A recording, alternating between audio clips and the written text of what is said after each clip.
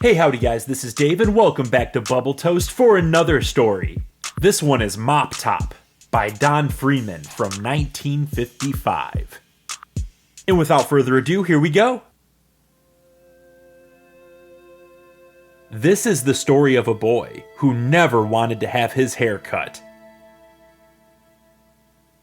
Everybody called him Moppy because on top he looked like a floppy red mop. Moppy didn't care what anybody said about his hair, or what they called him. All he wanted was to stay home and play. He sometimes played at being a soaring eagle.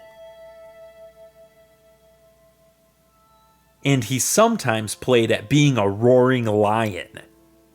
A good lion he made too, without even trying. But the time came when something had to be done about Moppy's top. And it happened one day when he was swinging from branch to branch in his very own chinnaberry tree. His mother came out into the garden and said, "Pardon me, but just who do you think you are up there? Tarzan?"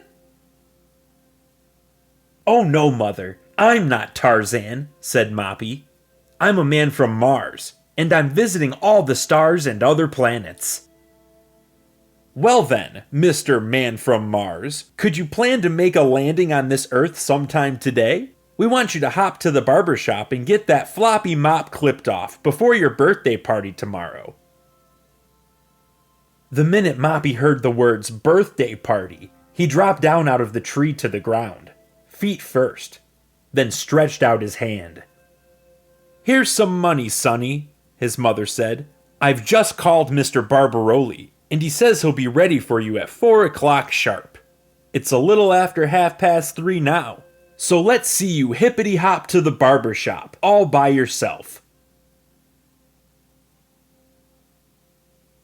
Moppy put the money in his pocket, and off he zoomed across the vacant lot, like a rocket to the moon. But just as soon as he turned the corner, he slowed down to a trot. "Don't need my hair cut at all. Anyway, not now." He grumbled and stumbled along until some bright red lollipops in a candy store window caught his eye. They looked so good he had to stop. While he stood there staring, what should waddle up but a frilly, woolly pup? "What a silly-looking pup you are," said Moppy as he bent down and tried to find the pup's eyes. "You're the one who needs a haircut, not me." And then they both trotted away in opposite directions. Moppy hadn't gone very far when he saw Mr. Lawson mowing his lawn.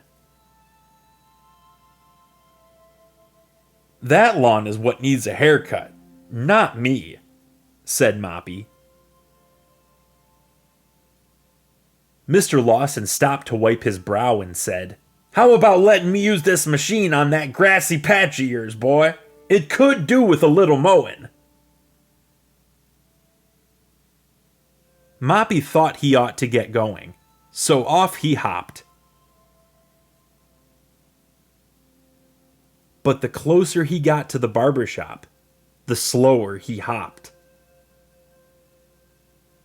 He was nearly there when he saw a man on a ladder, snipping branches off a low, droopy tree. "Maybe a tree needs a clipping, but not me," said Moppy. "Oh, I don't know about that," said the man on the ladder. "You can do with a few snips of these snippers, Skipper." At that, Moppy skipped away and came at last to the barber shop. But hard as he tried, he could not go inside. He decided to run and hide in the grocery store next door, where he could think things over. And this is where he hid, behind a barrel of brooms and brushes and fancy red mops. By and by, a lady without her glasses came up and told the salesman she wanted a mop to help her keep her kitchen floor clean. "What's more, I want the strongest, fluffiest, floppiest mop you have in the store, sir," she said as she began shaking the mops, one at a time. "Here, this one will do very well," said the lady. "I'll take it along with me right now." "Ouch! Let go!" shouted Moppy. "I'm not a mop, I'm a boy!" The lady certainly did let go, and in a hurry too, as Moppy scurried out the door and headed straight to Mr. Barbaroli's barber shop. "I thought maybe you forgot," said roly-poly Mr. Barbaroli, "but you're right on the dot. It's exactly 4. Then in one long leap, Moppy was up on the barber chair seat, ready to get his hair cut nice and neat. "Please, Mr. Barbaroli, don't let me look like a mop anymore," pleaded Moppy. "I don't want to clean anybody's kitchen floor." In a jiffy, Mr. Barbaroli was clipping and snipping away, and combing and cropping without once stopping, as if he hadn't a minute to lose. Finally, he did stop. He held up a mirror and said, "Well, Sonny, who's that, would you say?" "It's me! It's me without that floppy old mop on top! Hooray!" said the boy in the chair. Then he hopped down and gave Mr. Barbaroli the money, and out the door he flew, light as a feather. All the world looked spick and span as the boy who was once called Moppy hopped up the street for home. Everything felt new now, even the weather. The tree was neat and tidy. The lawn was nicely mowed. And look at the pup! Even he's had a trim.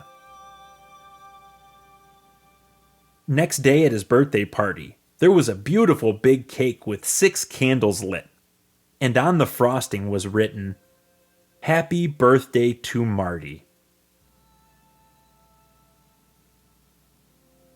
which was his real and true name all the time, and forevermore. The end. Alright everybody, I hope you enjoyed this story. And until next time, whether you're going to bed with the moon or waking up with the sun, always make sure you have a good one. Bye!